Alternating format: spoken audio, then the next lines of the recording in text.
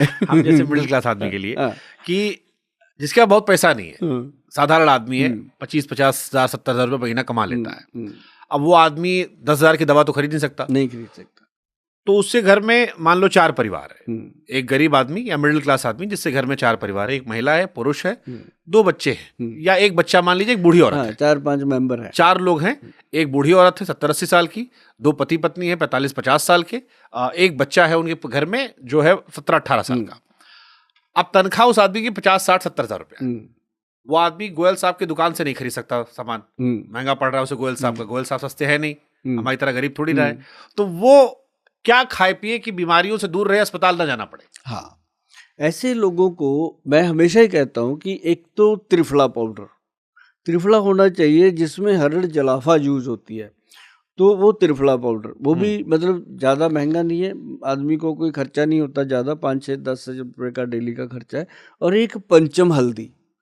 और एक भूमि आंवला, 3 पाउडर अगर वो अपनी रसोई में रखता है तो उसका महीने का 3,000 से ज़्यादा खर्चा नहीं है तीनों का। और वो तीनों पाउडर अगर वो समय सिर लेता है, जैसे मान लो त्रिफला पाउडर है, वो सुबह खाली पेट ले लिया, जो उसका वो भूमि आंवला है वो 5-6 बजे जैसे ही ऑफिस से फ्री होता है मेंटली तब ले लिया, तो पंचम हल्दी रात को 2 चुटकी दूध में डाल के, ये 3 चीज़ें अगर वो रेगुलर लेता है, उसको किसी सुभाष गोयल की, किसी वैद्य की, किसी चीज़ की जरूरत नहीं पड़ती। हाँ, बाकी सीजनल बीमारियां आती हैं उसके लिए थोड़ा बहुत कोल्ड हो गया, तो ये चारों कैटेगरी के लोगों के लिए ही दवा, ये चारों कैटेगरी, बच्चे को भी, बड़े को भी, उससे बड़े को भी। तो त्रिफला पाउडर खाएं, जीवन आराम से जीते जीवन। त्रिफला पाउडर जिसने 20-25 साल की उम्र में त्रिफला पाउडर डेली 1 चम्मच खाना शुरू कर दिया, और हफ्ते में 1 दिन छोड़ना बहुत जरूरी है इसको, नहीं तो ये बॉडी एडिक्ट हो जाती है, काम नहीं करता।